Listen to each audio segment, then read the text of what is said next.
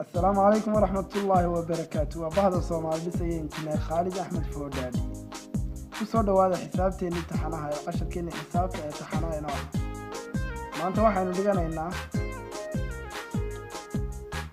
dhiganaynaa cashar xisaab oo ka duwan casharadeenii hore aynu hore usoo qaadan jirnay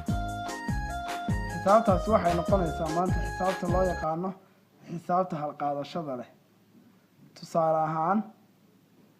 tirada meesha aan maanta isu geynayo waa tiro yeelanaysa halqaadasho waxaynu hore usoo dhiganay inagoo isu geynayna 2 tiro 3 tiro iyo wixii la midka aba maanta waxaynu dhigan doonaa hadda xisaabta halqaadashada leh maxay tahay sidii hore aynu soo dhiganay labadan tiro marka la soo dhigayo waa taqaanaa tirada sare sideeda ayaa loo qoraa tirada hoosena anigoo ku beegayo god walba godkiisa ayaan ku hoos qoraya 7 waxay igu beegmi doontaa maxay waa koowaad sidaa daraaddeed 8 ku beegmi doontaa 5 waxay ku beegmi doontaa 3 maadaama ay tobnaad tahay labada tiro haddii aan isu geeyo maanta waxay noo soo baxay waa tiro halqaadasho leh waa tiro halqaadasho leh 8 haddii aan u geeyo 7 waxay ii soo baxaysaa imika 15 sidaas daraaddeed maadaama 15 uu godkaasi yahay koowaad kana uu yahay tobnaad waxaad xasuusnaataa waxa aan dhigayaa waa koowaadka waa ka dhinaca bidix ayaa maanta aan halka ku qoraya xagga godka tobnaadka aan qaadanayo oo aan u geynayo godadka kale ee tobnaadka ah godka koowaadka waxaan dhigayaa halkan hoosteeda oo waxaan ku hoos beegayaa koowaadkan tobnaadkana waan qaadanayaa waxaanan u geynayaa tiradaasi waa 15 soo maaha 5tii halkan ku qorto maxaa ay soo haray soo hal maaha halkii baan qaadayaa 3 u geynaya waa 4 baan haddana 5 u geynayaa waa 9 tiradeeda maanta markaa waxay ahayd tiro halqaadasho leh qaab kale isugu geeyo tirooyinka halqaadashada lehina waa noocaas aan mar labaad isku dayo inaan sameeyo tusaale kale oo kii hore ka duwan oo aynu ku soo qaadan doono tiro 3 god meelahaas si aan u ogaano ban halqaadashadu waxa ay tahay halqaadashadu waxa ay tahay way aan iskariyo hoos dhigo si saxda ah waxaan jirtay xisaabtan si aan uga shaqeeyo isu geynteeda labada siyaabo labada waa la qori karaa in habka dheer la qoro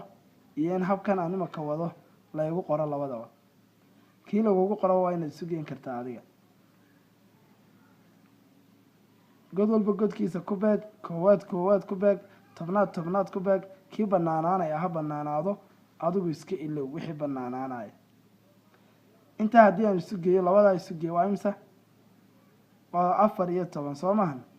marka maxaan dhiganayaa 14 kaba la dhigayaa ka dhinacana la dhigayaa halkan lagu dhigaya maadaama uu koowaad yahay ka dhinacana waa la qaadanaya marka 4 dhigo maxaa sitaa hal soo maahan halkii ka u geey waa 5 baan 8 u geynayaa waa 3 iyo 10 soo 3 iyo 10 maaha keebaan dhiganayaa maantana waxaan dhiganayaa maxay 3 waxaan qaadanayaa ka dhinacan ilaan labada tiraba lama wada qoray 3 iyo 10 ha wada qorin waxa dhigataa 3 iyo 10 ka dhinacan dhigo 3 dhigo halkana qaado halkii markaad qaadato xagga u geey waa 6 isu geynta tirooyinkaagu markaa noocaani ayay noqonaysaa sidaasi ayay sax ku noqonaysaa markaa tirooyinkaaga isu geynayso waxaa isku daydaa haddaba arday inaad ka soo shaqayso layliskan si ay kuugu fududaato fahamka xisaabtani labadan tiro isu soo geey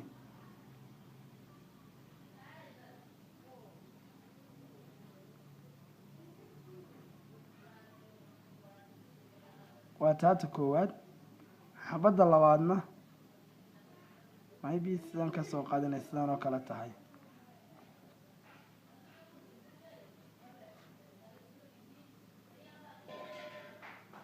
labadaa mid isku soo daya insha allah. darsigeena darsiga ku xiga ayaynu isugu iman doonaa. wassalaamu calaykum waraxmatullaahi wabarakaatu.